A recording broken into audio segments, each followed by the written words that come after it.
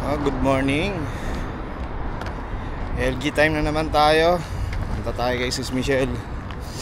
At dito na kami thrice na kami LG dito sa bahay ni Sis Michelle. Kasi nga mas maganda kapag sa bahay at hindi sa mga labas sa restaurant. Una-una magastos, sa bahay tipid. Pangalawa, hindi nalilimit yung oras nyo. At hindi kami nakaka-istorbo kapag nasa bahay kami. Ewan ko sino na yung nando dun. Late na rin kami natapos kagabi. Siguro mga 1:30 na rin ako natulog. Sana kompleto ulit kami kagaya last week. Si Sis Rhea at saka si si Eileen. Si Elaine.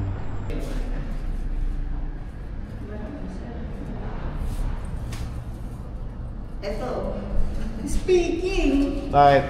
Sabi namin baka nandun ka na kasi nasa 4th floor yung elevator. Yung parang nandiyan ka sa likod. Para si ate ang ating susi. Nakalimutan ko yung cellphone ko eh. Bukti na. Mali si ate.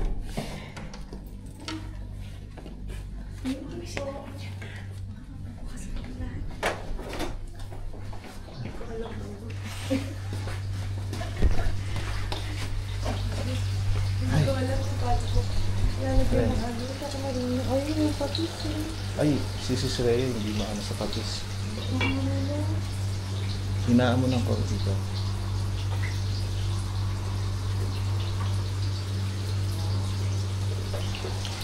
Nalagyan mo na ng patis?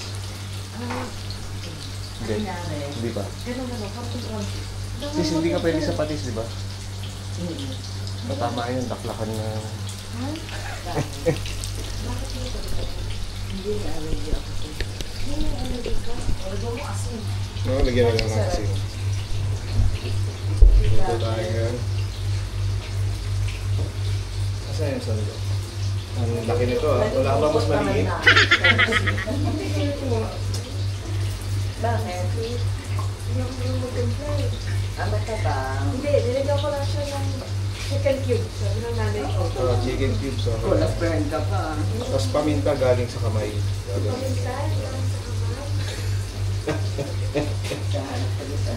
Ay, ano ito babalatan?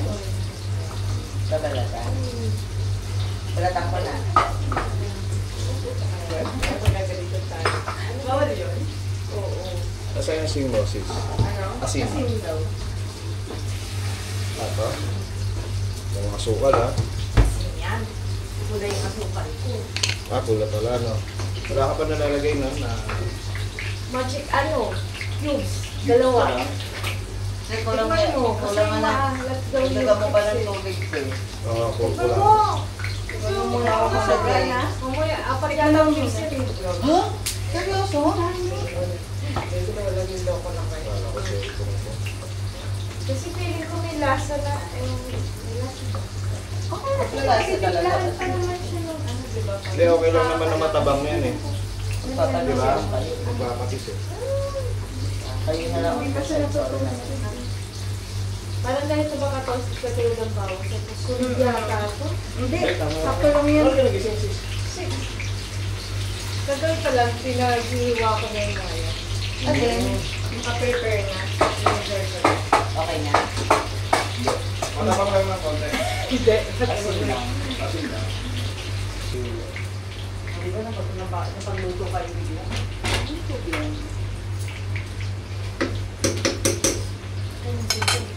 Di bali matabang.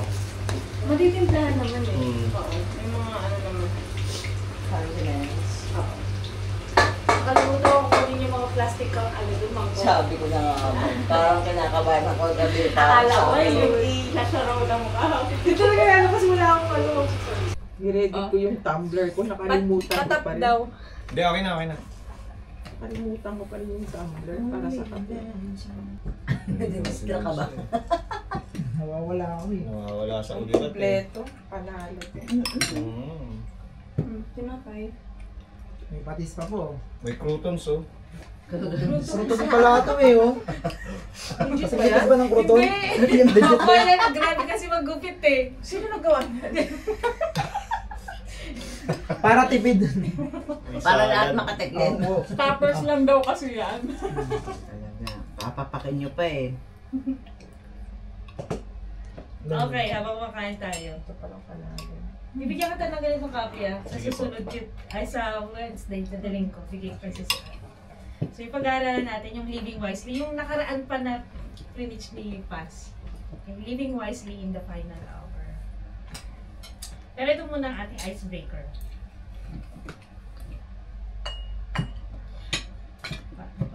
Icebreaker na. Malamig yan. Bakit kasi kumain ng itlog umaga, ayoko talaga. Okay. Masustansya nga ito eh. Sa gabi nakain kasi yan eh. Lalo sa pagsagabi. Gabi ka na kumain nito bro. Tadya ka nga ng asawa mo. Alala ko si Sis Fritz kagabi. Ay, ka ba? Kami na gusto mo, kaya kaliwa. Kami hindi ko siya nakalagay, kami kung ganun. Okay lang ba yun? Sis nung minsan nagbibiro ng ganun. Oo naman. Naman. Hindi naman ano eh. Hindi naman. Huwag lang masyado. Hindi naman Not recta eh, intention di ba? naman, Oo, not intentionally. Hindi tsaka huwag lang masyadong ano. Kasi sa totoo, hindi talaga siya okay. Ah, talaga. Talaga, pag ko isip ka, parang Pero dahil sa ginawa na, okay na siya. Tapos na, nasabi na eh. Gusto ko yan. Wala na yun eh. Nangyari na eh. Pero kung may iwasan. Hanggat maiwasan. Talaga ano. Kaya, Huwag talaga magsama yung puro. Okay. Lang. Ayan. Ano ang isang bagay na gusto mong i-prioritize sa buhay kung alam mo malapit na ang end?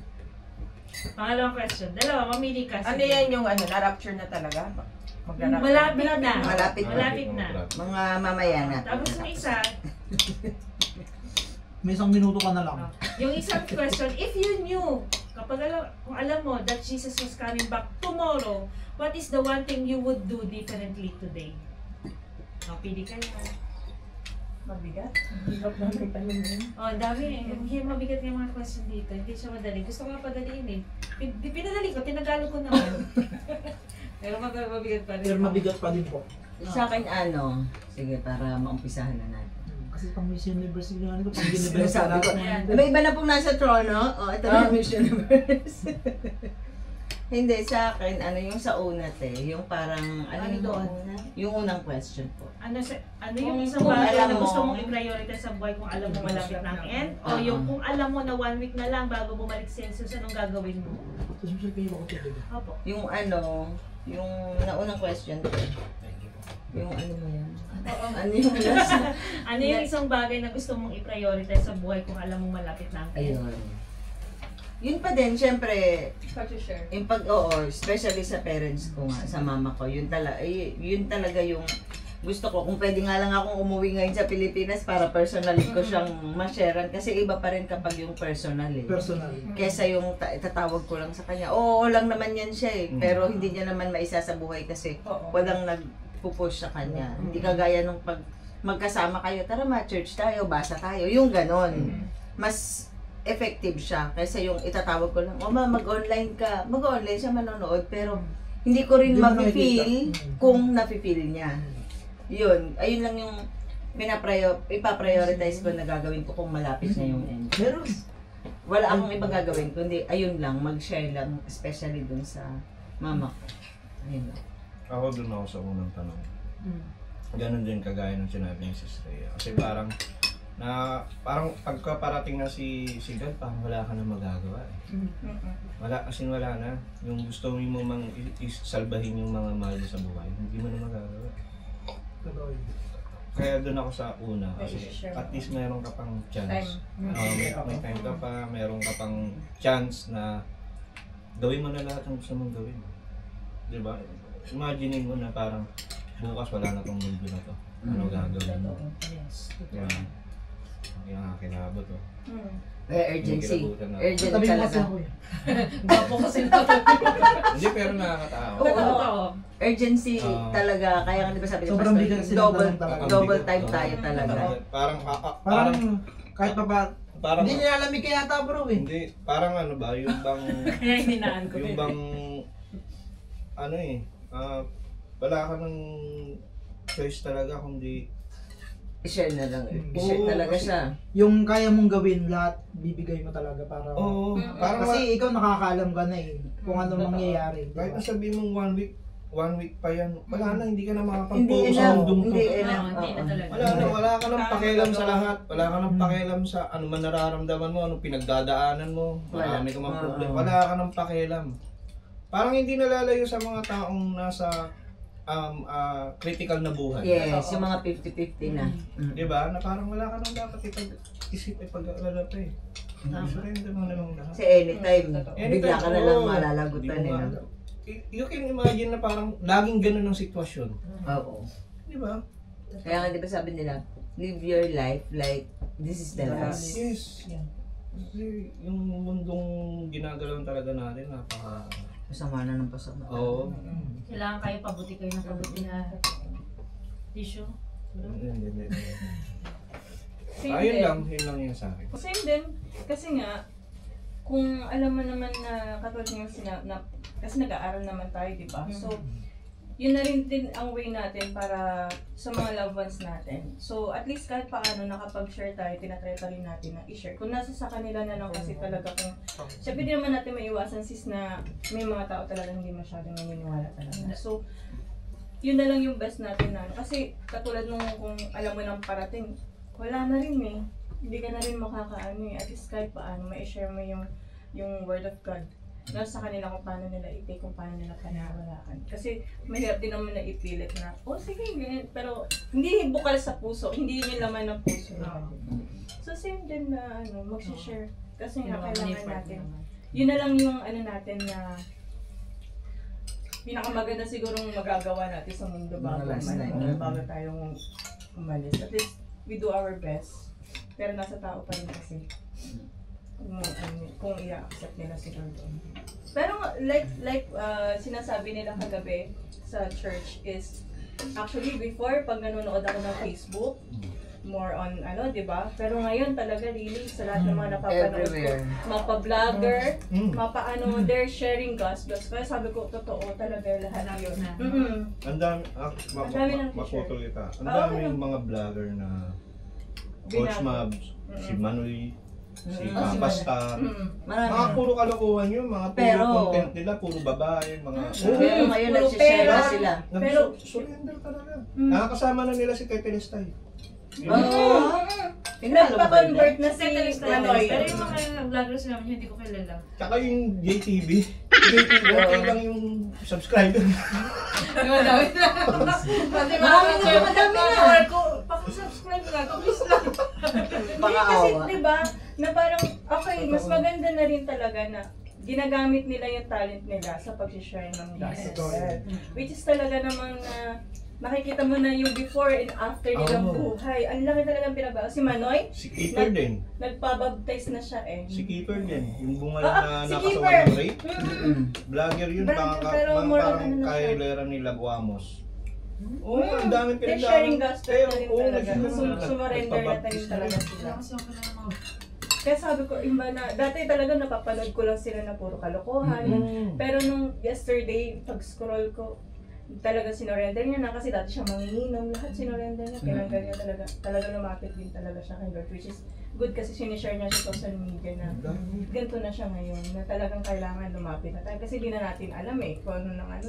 Kasi dami na rin talagang yung sa Third Temple, actually nakikita ko rin yan sa Facebook, sa kanya talaga. Yesterday din, nakita ko din yung Third Temple sa may Facebook na Mm. parang inumpisahan na. Oo, yun na nga. Tapos sa may Israel ngayon, may nakalagay na ng mga banderitas na Third inumpisahan yung Third Temple. Mm-mm. So, ibig sabihin, Eh, nalalapit sabi ni na po Pastor. talaga. Pag nag-start ng pag nailagay ng third temple, uwi na tayo, ha? Alam niyo, isa na lang ang pinagdarasal ko bago yung Third Temple na yun. Sana corrupt din yung contractor. Para hindi matuto. Dapat Sabi kasi dapat kinuha nila siya sa Biskaya. Sana corrupt din. Kala ko pala si Regina. kamag-anak niya ba yun yung kasama dun sa church? Yung ganun yung maririnig mo kay Sis Mara, talagang nakakatuwa talaga. Kala mo Kasi lang dati kasi magulo eh. Magulo. Magulo po talaga ngayon pero di may May- talaga yung mayroong Hindi, magulo lang ako pero seryoso ako. Oo, pero First time ko lang talaga narinig kaya nga Okay lang malakpak yun ko. na maging magulo ka. Basta Kasi in your heart, most of alam the mo. buhay niya, kung di ba? ano. Nakita mo naman Oo, ngayon, hindi na sis. nakita ang pagbabago, di ba? Hindi ka na Blooming. magulo. Ubod. Ubod ng gulo. Alam mo yun, nasa kanan tayo. Tapos bigla kang liliko. Living wisely in the final hour. Ano ibig sabihin ng living wisely? Ano ba yung sinasabi nating final hour? Sabi ni Ate Malo kagabi, kung nandun tayo sa rope, nandun na tayo sa dulo na tayo. So yun na yung final hour, last na natin yun. So sabi dito, living wisely in the final hour. Sa inyo. Yung ano, sa akin, Mamuhay ka ng matuwasay. ayun. Kung godly ka, ganin mong 1,000 times na. Ha? Hindi kung godly living ka na, parang times 1,000 mo siya. Times mo yung ano. Yung God living na meron ka, presence. So, doble-doble. Parang ano eh. Maging mabuting Mag-ano ka, mag-straight ka lang. Huwag kang ano. Huwag kang Gwapo pa lang kasi gagawa ganun, ng ano. makakaisip ka na agad ng masama eh. Sabi nga ni Pastor, diba, kapag Grabe yun na. nga yung, ano na, parang final hours, wala naman tayo ibang gawin kundi sumunod na lang.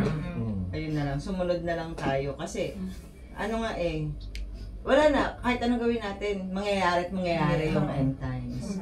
So, gawin na lang natin is sumunod na lang para yun nga, masave tayo, masama tayo sa ano. At huwag tayong mapagod na mag-share. Ayun, sa akin, ayun ang gagawin. Talagang, kung nasa straight tayo ngayon, Diretso. stand firm and go straight. Yun lang. Stay faithful. Sa Living Wisely, pinag-aaral natin doon yung sa book ng Daniel. Daniel. Daniel 12, yung last chapter niya. Ano yun eh, prophetic yun. Pinakita ng Panginoon yung vision na yun kay Daniel. Kung ano yung mangyayari in the final hour. Diba? Sabi dito sa Daniel 12, ano yun na, chapter 12, verse 1 to 13, paghihirap. Diba? Sabihin natin, tribulation, yung ano talaga, yung lahat ng klase ng Kapighatian. hirap na Tagalog, kapighatian, di ba? Yung hindi mo pa nararanasan, kung si Sis Mara nakaranasan na napakahirap na problema, mas matindi pa doon. Siguro sabihin natin 10 times yung hirap na mararanasan ng time na yun. Pero sinabi niya dito, but whose name are written in the book will be delivered. Alam ko naman lahat tayo kaklaim natin yung pangalan natin nasa Amen. Amen, di ba? Di ba meron yung ano, di ba meron yung iba na kahit Baka tulog. nasa right way na sila, pero yung iba talaga nalalaglag pa rin. Oo, nalalaglag pa rin talaga. Pero, di ba nga, sabi nga sa Romans, no one is righteous. Kahit nandito tayo sa lupa, magkakasala tayo. Kaya nga, hanggat maaari, every time, kailangan natin mag-repent. Pero, may mga tao kasi na humihinging kapatawaran, tapos gagawin niya ulit. Same mistake. Oo, same mistake. Yun, hindi na yung katanggap-tanggap. Alam mo, kapag alam mong mali yun, humingi ka ng kapatawaran, intentionally, hindi mo na gagawin. Oo, hindi mo na siya gagawin. May time, sige, maano ka pa rin doon, madadapa ka pa rin. Pero, alam mo sa puso mo na mali yun. Di ba kagabi nga sabi ni Paz, na ano nga ako din sabi ni Paz, di ba meron siyang inano na ayaw na mag-church, mismo ikaw sa sarili mo na nadi-discourage ka na kasi hindi ka makawala doon sa maling yun, di ba? Pero ang Panginoon gracious siya, merciful siya. Alam ng Panginoon siya kasi nakakaalam ng puso natin, di ba? Kung naalam niya na ayaw mo na talaga nung, pero wala eh, mahina tayo eh, di ba? Kaya binigay sa atin yung assurance of victory. Paano ba yun, sis? Halimbawa, ano bang klaseng pagkakasala? Let's say, halimbawa, parang, di ba nagre-repent tayo every day na, Lord, patawarin mo ako. Nakakapagsalita pa rin ako na hindi maganda sa mga kapwa-tao ko. Nakakapagmura pa rin ako, nakakapag-isip. Hiningi mo na yun. Pero dahil nga nature tayong tao na nangyayari, yun ba yung ibig mong sabihin? O yung mas mabigat pang kasalanan na nagagawa mo? Actually, wala namang mabigat. Walang maliit na malaki. Same pa rin siya. Pero ikaw, sa sarili mo, katulad yan, sabi mo, nagmumura ka, normal mo na yan, di ba? Pero ngayon, tinatry mo mang hindi mo na gawin, di ba? Kaya lang talaga may time talaga lumalabas siya eh. Hindi mo naman intention, di ba? Kaya lang lalabas siya sa bibig mo. Tapos sabi dito, a resurrection is promise. Some to everlasting life, other to shame and everlasting contempt. Dalawang klase pupunta natin. Di ba natin pag-aaralan? Dalawa lang naman ang pupuntahan natin eh. Kingdom of heaven or kingdom of hell, di ba? So, pareho silang may everlasting, may eternal life. So, nasa inyo na lang yun. Saan mo ba gusto? Sa Paghihirap po. malamig ano. o sa mainit? Naghirap na tayo dito. Ang init na. pagkasabi pa naman yan ni Pastor, di ba? Yung parang mararamdaman mo talaga. Yes. Parang ganito kang tao na may No pugo rest in na, peace. nasa pugo No rest ka, in no? peace. Parang ganun, grabe. Di ba nga sabi nga, pag 24/7 walang Walang ano yun, yung pag-iirap everlasting yun. Oo. Di ba nga sabi nga, kasi mag-meet tayo sa sky, di ba, pagdating ng Panginoon, yung soul, at siya yung katawan ng magsasama na siya ulit, magkakaroon na tayo ng glorified body. Kaya yung mga namatay nun, tapos pinagsama ulit yung katawan nila, tayo, kung buhay pa tayo, akit din tayo sa taas, mag-meet tayo. Siyempre, kung saan talaga tayo mapupunta, di ba? Mararamdam mo, ramdam mo na talaga siya. Buti pa Parang nakakatakot eh, no? Ha? Kung iisipin mo. Oo, Nakakatakot. nakakatakot. Parang Kasi, parang, yung paghihirap talagang 24/7, no? Kaya Walang ngayon, tubig, kaya yung, walang ngayon ano. yung sinasabi, di ba? Kaya nila, yung iba, hindi yan masyadong tinuturo talaga. Kasi, nagkikreate nga siya ng panic, Yes. ng takot, ganyan. Pero kung iisipin mo, i-divert mo yung takot mo sa ano, dun ka syempre sa mas maganda pupunta. Yes. So, dito sa pinofisay kay Daniel, meron ditong exposition, sabi, 4 final realities. Na, yung una, sabi dito, a time of trouble, which is true, di ba? There is a time of trouble. Pero, sabi nga, dadating sino yung angel na darating para, Gabriel? si Gabriel? Hindi. Si Michael. Ayun, si Michael. Ayan. Si Michael, darating siya, Markanghel, para mag-stand out doon sa mga anak niya, yung pinili. Which is, hindi tayo yun, yung Israel, di ba? Ayun. Question. Kapag ba ang pangalan mo nasa Book of Life na, mawawala pa ba yun? So, Ayun ano pala, lang to? Ito good lang question yan. din yan. What if, sa paniniwala natin, di ba, mas na nandun na yung pangalan natin. Pero dahil nga minsan dahil nasa makamundong ano pa rin tayo. Di ba minsan, parang bumabalik tayo sa dati natin. Okay. Yun ba? Then, Mawawala pa ba? okay, ikaw bunso. tingin From mo. your, viewpoint, nandun pa rin siya. Sa akin, ano po, siguro parang nabubura. Kung sakaling kung sakaling Tumalikod malihis ka ulit. Oo. Kasi parang ano lang din po yan eh, yung parang ano, yung tinalikuran mo ko eh. So, may tendency na tatanggalin kita Matanggal dito. yung pangalan mo. Diba? Kaya kung sa palagay mong alam mo sa sarili mo na nandoon ka na sa buko pa ano, huwag Bakit nang ka gumawa babalik? ng ano. Oo. Sure. Nakikakasama mo. Sa akin, sabi nga, diba, pag tinanggap mo na si Lord, is automatic nakasulat na yung pangalan mo doon. Pero sabi nga, pag nakasulat na yung pangalan mo doon, pag-akit natin doon, hindi naman porket nandito na yung pangalan mo, sige, pasok ka na. You will be judged by your good deeds pa din. So, syempre, kung kahit na nakasulat na yung pangalan mo doon, titingnan pa din kung naging lumakad ka ba doon sa right path after masulat. Parang, pinanindigan mo ba yung pagtanggap mo sa akin right after? Or pagkatanggap mo, okay na, tanggap na, save na ako. Tapos balik ka sa dating gawa. Which is dun ka pa rin i-judge ni Lord. Diba? Tama ba ako, te? Hindi ko alam basta yun yung pagkakaintindi ko. Sa akin naman, okay ka na. Okay na. Sa akin naman, parang ano lang eh. Siguro pa, kaging tulad ko lang sa Facebook friends. Okay. Parang friends kami ni God. Siyempre, lahat ng nangyayari sa kanya, o nangyayari sa akin, nakikita niya. Okay. Tapos parang nawawala ako sa sistema ni God. Ba-blacklist kasi God. Nabubura yung... Unfriend. unfriend. Hindi na lang, hindi si Lord gano'n. Hindi nga, di ba? Kasi Parang ganun lang na... Kasi marami sa atin na, kagaya nga sabi ni Pastor, di ba? Even silang pastor na talagang nandoon na sa parang mentor niya, parang mentor na sila eh, pero talagang nadadala pa rin ng makamundong to eh. Di ba? Hindi ka pa din tayo. Walang excellent. Oo, nagkakaroon ng pagkakasala at mas malala pa sa parang karaniwang tao. Sa left behind nga, pastor yung naiwan. Tapos, ayun. Kasi wala talaga siya sa Book of Life. Oo, hindi talaga siya. Talagang head knowledge lang. Ayun, parang feeling ko rin na nabubura. Depende sa gawa, depende sa faith, depende sa lahat ng aspeto. Ako wala rin akong sagot, hindi ko rin alam. Pero sabi ni ng Revelation chapter 3 verse 5, I will never block out the name of that person from the book of life. Halino, di ba? I will never blot out the name of that person from the book of life, but will acknowledge that name before my Father and His angels. Sabi niya dito, Jesus promised that the victory, those who overcome by faith, will never be erased. Lahat tayo nagkakasala. Diba? Parang kasi nga, alam niya na nandito pa tayo. If you are truly in Christ, your name in the book of life is secured and permanent. Amen. Sabi, hindi ako sumagot ng sa Revelation. Sakit na. Nasa Kaya pala ate, yung mga may sakit na, yung mga 50-50, kahit from that moment, is tinanggap nila si Lord. Automatic pala.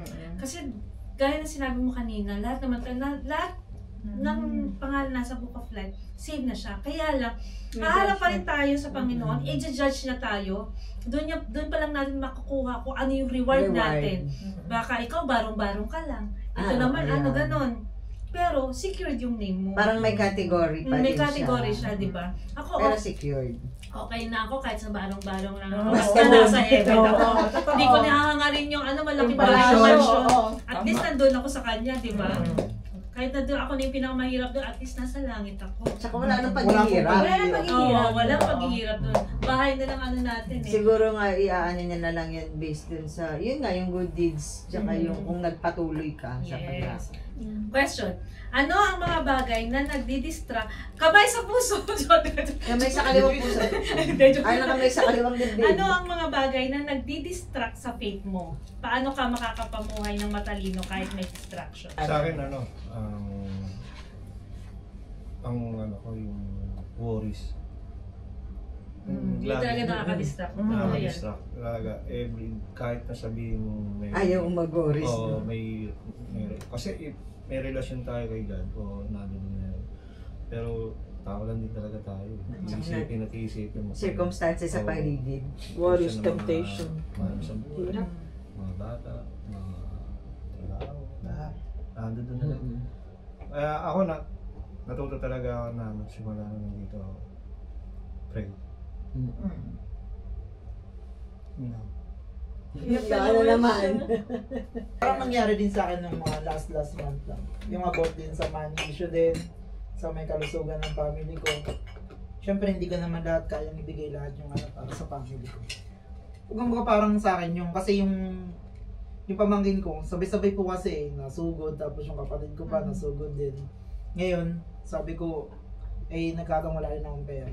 Sabi ko, Lord, ikaw na pong bahala kasi alam niyo pong wala ako rin ngayon. Sabi ko, wala rin mautangan sa Pilipinas. Pero thanks God talaga, nung sinabi ko sa kanya pagkagising ko, meron dumating agad na pera sa kapatid ko na yung tulong ng government, ng munisipyo na Nakakawis, di ba? ito ba yung hindi mo akalain na yung tutulong sa'yo, darating talaga Yung tulong unexpected, di ba? Gagawa siya ng Tapos yung kapatid ko nangyari na yung nasugod siya sa hospital na kahit yung doktor hindi alam kung anong nangyari sa kanya, kahit anong examine sa kanya, wala negative lahat. Tapos yun iniiyak ko kay Lord yun na gano'n na, Lord sana po pagising ko, okay na yung kapatid ko, bigyan niyo. Kahit po yung konting good news lang po, sabi ko, kahit hindi po yung biglaan. Pero thanks God po pagising ko, siguro mga 1 hour pa lang po ako nakakaglip. Tumawag agad sa akin yung pinsan ko, yung bantay sa kapatid ko. Yun nga, nakakausap niya yung kapatid ko. Nagtataka siya, bakit nandito ko, ganyan. Hanggang sa after 4 hours, umuwi na po sila. Yun talagang, na-miss po talaga ako yung, talagang, yak talaga ako nang kay Lord na thank you Lord kasi hindi mo kami pinababayaan. Ayun din pala, ayun pa, isang share ko din na, di ba nga kaya yung push akong mag-Dubai kasi nga, yung amo ko, yung trabaho. Tapos pinag-pray nga namin yung, hindi ko naman pinag-pray na lumipat, di ba te? Inano ko lang na, siya actually yung pinag-pray ko, yung amo ko. Pero ang ginawa ni Lord, nilipat niya ako dun sa mas magandang tindahan, mas mabait na amo. Malapit din sa Wadi? Araya. Sa Araya Center. Malapit sa Asimamon. Asimamon. Tapos, sa may city. Tapos, ayun, nabigyan pa ako ng, alam mo yon Lahat ng sobrang, pabor mo. oo, kasi pinag-pray namin specific nga, sabi ko kung sakaling ililipat ako, sana masustain yung Sunday ko, yung Wednesday, pero hindi man na-sustain yung Wednesday ko, pero binigyan ako ng Friday off. Nasabi ni Mas Pastor, importante yung mas Friday. maraming Friday. gawain. Kaya nung nalaman ni Pastor yon, sabi niya, umatan ka ng Friday na training, di ba? Pinakatan niya agad ako ng training. Thank you, Lord. So, tapos biglang eto nga yung mga topic natin yung end time. Sabi ko, siguro talagang pinagdo-double time ako ni Lord sa pag-aaral ko. Kaya, kahit puyat ako na ko talagang babasa ako. Kasi may narinig din ako na magbasa ka ng Bible hanggang sa makatulog ka. At least pagsara ng mata mo, ang huling nabasa mata, ang huling narinig mo is Word of God. Amen. Totoo yan. So, ito ang tanong. Daniel was faithful hanggang dulo. Ano yung mga simpleng ways para tayo rin maging faithful kay God araw-araw? Simple ways, ha? Para maging Pray. faithful. Pray? Oo, tama. Faith. Bilang Kristiyano kasi adi na yung magsabi ka ng prayer. Pero, Hindi, ano nga daw yung Simple Simple ways. Simple lang eh. Simple ways. Ang simple Simple mo lang. Para ako maging faithful tayo kay God. grateful. Yes. Kasi yun yung kulang talaga ng tao eh. Kasi lagi mo nakikita yung pangit na nangyayari sa'yo eh. Ikaw, Bunso, anong Ano po simple siguro? ways para maging faithful ka? Matuto ka makontento. Yan. Pag grateful ka, kasi Contented. magiging Oo. content Oo, ka eh, totoo diba? yan. Oo. Maganda. Kasi yung sa atin, tulad po natin kasi talagang regular na po na ginagawa natin yung mag-pray, yung ano po. Pero yung makontento po, minsan kasi po, dumarating sa buhay natin na nag-aangad pa tayo ng ano, na iba, na mas madami pa po. Pero, kontento po talaga siguro. Ikaw, Bro Jay. Bro! Oo, siguro kasi after ng grateful, content, Content. maging happy. Oo, totoo naman tayo. Pag content ako, magiging saya ka. Yes. Kailangan may kasunod. Puro adjective yan. Kasi Pero hindi ko alam kasunod. Naku, hindi ko alam yung Kasi mga kung ganyan sis. Absent ako na tinigil mga adjective na yan. masaya ka, kahit na ano man yung circumstances na nangyayari Yes. sa'yo. Let's say, kagaya ng amo namin, di ba? Amo natin. Amo Mas natin. bagay siya pag kung gano'n, mayroon di ko na ganyan. Nasagot ko kasi yun one time Sorry, kwento ko lang Sige, Nasagot ko share. yung amo namin, tumawag kasi siya sa akin, galing akong Jerry Weber Avenues. That time ako mag-isa nun Sabi niya, Jay, aminin ganun, ba't hindi ko gusto yung ginawa mo rito? Sabi niya sa akin Pinay. Isang long stand lang yung nilagay mo, yung sale item, parang mukhang empty. Pero kung titignan mo talaga, crowded na yung mga wall Kaya nilagay ko lang yung isang stand kasi masyado nang Congested na congested na. Tapos sabi ko, okay madam, sabi ko gano'n. Sabi niya, hindi ko alam, hindi ka makapag-focus, tapos na yung bakasyon mo. Alam mo sinabi ko, madam, if you don't like my work, it's okay. Pero kung gagawa ka pa ng story, hindi na maganda yan, sabi ko gano'n. Sabi ko, don't make story, madam. If you don't like my work, kalas. Sabi niya, ganyan ka na sumagot, ganyan ka naman Tapos, naman, na-convict naman din talaga kagad ako. Sabi ko, alam ko mali rin ako, amo ko pa rin yun. Humingi ako ng sorry. Sabi ko, sorry madam. Sabi ko, promise. Sabi ko, last na to today.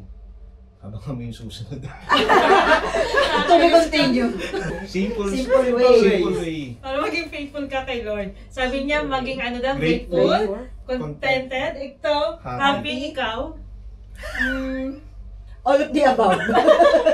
Worries. Simple Huwag ka ways. na mag-worries. Hindi, nandun na lahat yun Nandun eh. na lang. Humble. Nandun na nga lahat yun. Sa ano. Sa mga sinabi niya. Oo. Kasi Ano yung loaded above ka, na? ka-activate na kasi yun. Lahatan na. Once kasi na, Isama rin mo na. Oo, nandun na yun eh. Once kasi na talagang may faith ka kay Lord, may tiwala kay Lord. Kasunod na yung magiging grateful ka, magiging masaya ka. Magiging Oy, pero hindi rin, worries ka. hindi, yung ibang tao kasi. Oo, sa Sinasabi isa. lang nila na, oo, kontento na ako. Pero hindi naman sila masaya. Mm-mm. Diba? May mga Oo, may ganun mga eh. ganun. Pero, dahil nga sa follower tayo ni God, magiging contento ka sa kung ano. Sa akin po, simple way, yun nga, siguro dahil nag-aaral Malay na mo, ako ng praise God, sunod ikaw na ulit. sa akin pa rin, first pa rin sa akin talaga yung pray and meditate. Kasi, if you start the day with a prayer, everything will goes well Yes. along the way talaga. I believe.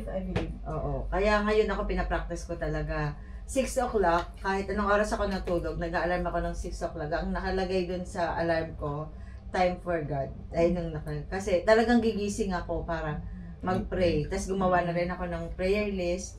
Siguro inabot ako doon ng mga 15 minutes, 10 to 15 minutes kasi yung may prayer list ako. So, talagang ginagawa ko siya. Yun yung pinapractice ko talaga. Tapos ang daily devotion ko is bago matulog. Bago ako matulog, mag-daily devotion ako. Tapos sa umaga, ayun naman. Ayun. Gusto ko siyang ituloy-tuloy.